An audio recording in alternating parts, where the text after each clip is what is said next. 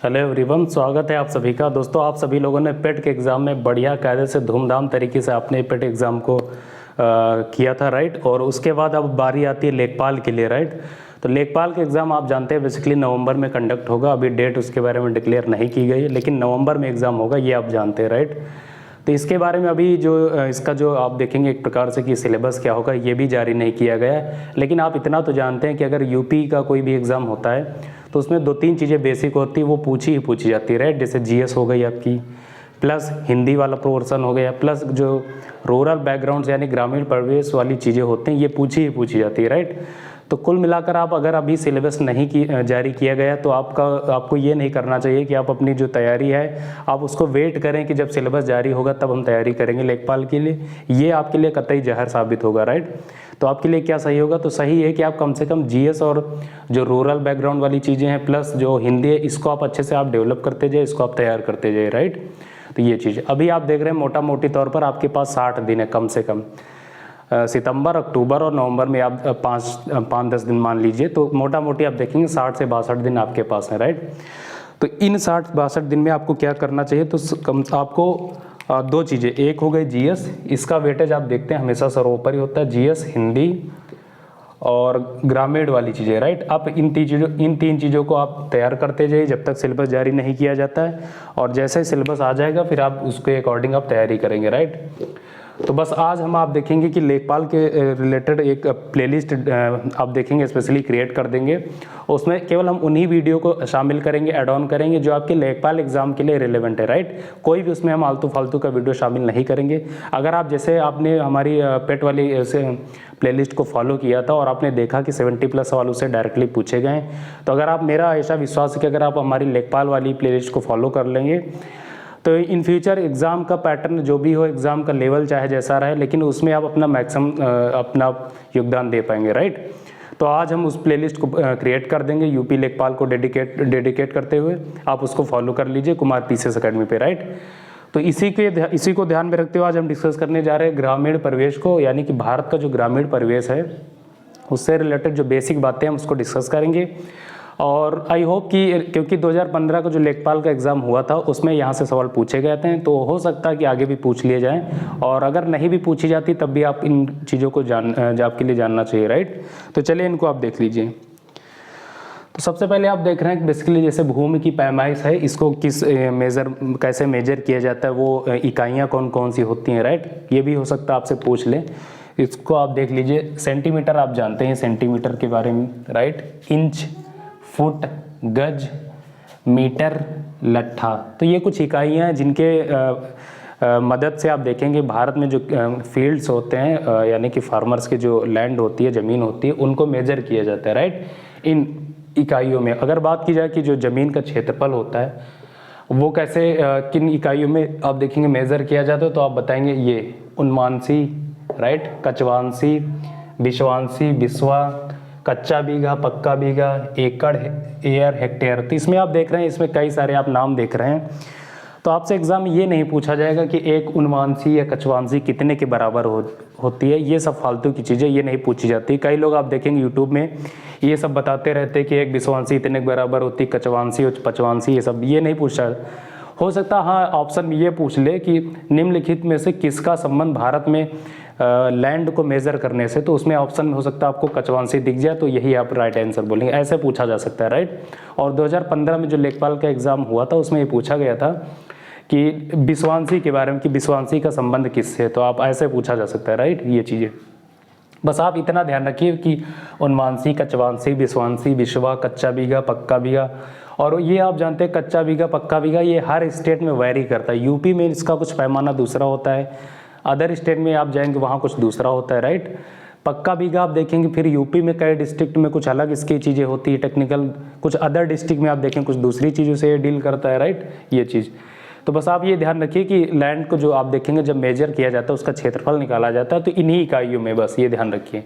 और हाँ, जो इसकी इंपॉर्टेंट चीज़ें हैं उनको आप देख लीजिए। जैसे एकड़ होता है, तो एकड़ को आपको जानना चाहिए क्योंकि ये हाईलाइटेड चीज़ है, राइट। कि एकड़ के बारे में आप कि बेसिकली पूछा जा सकता है कि इसमें कितने बीघा के बराबर होता है, तो आप बताएंगे 3.0 0.025 यानी 1 एकड़ में 3.025 बीघा होता है, राइट। इतनी ज़मीन होती है 1 एकड़ में। अगर इसी को एक एकड़ को अगर स्क्वायर मीटर में कन्वर्ट किया जाए तो ये निकल के आता है 4048 स्क्वायर मीटर ये चीज़, राइट। यानी चाहे आप एक एकड़ कहिए या अगर उसको आप बीघा में आप मेज़र करना चाहते हो तो वो होता है 3.025 बीघा, राइट। और अगर आप इसको स्क्वायर मीटर में अगर आप उसको कन्वर्ट करना चाहते हैं तो ये होता है 4048 स्क्वायर मीटर, राइट। ये यानी कि 1 एकड़ में 4048 स्क्वायर मीटर होता है, राइट। ये आप ध्यान रखेंगे जब आप ज़मीन खरीदने जाते हैं किसी शहर में या टाउन में, तो वहाँ आप इसी देखेंगे, इसी इकाई में यानी स्क्वायर मीटर में आप ज़मीन परचेज करते हैं, राइट। और वहीं आप जब गांव में आते हैं ज़मीन खरीदते हैं तो आप देखेंगे वहाँ पर बीघा और एकड़ ये सारे जो आपके जो मेजरमेंट की इकाइयाँ ये आप उनको इस्तेमाल में देखते हैं। और फिर इसी से रिलेटेड होता है एक इकाई एयर, राइट। ये भी आपको ध्यान रखना है, ये पूछा जा सकता है कि एयर का संबंध किससे, तो ये भी एक मेज़र करने की इकाई होती है। फिर हेक्टेयर, राइट।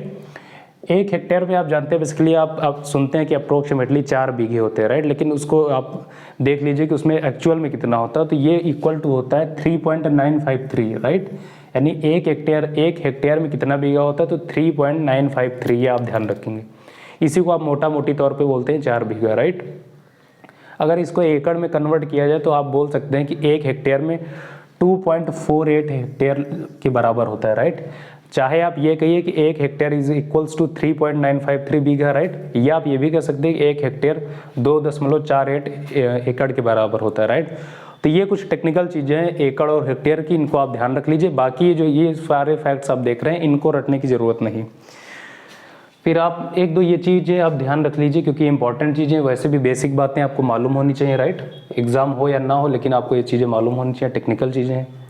जैसे कि सबसे पहले आप देख लीजिए, आपको जानते ही होंगे 1 सेंटीमीटर कितने के बराबर होता है, तो 10 mm के बराबर होता है, राइट। ये चीज़ सबसे बेसिक बात।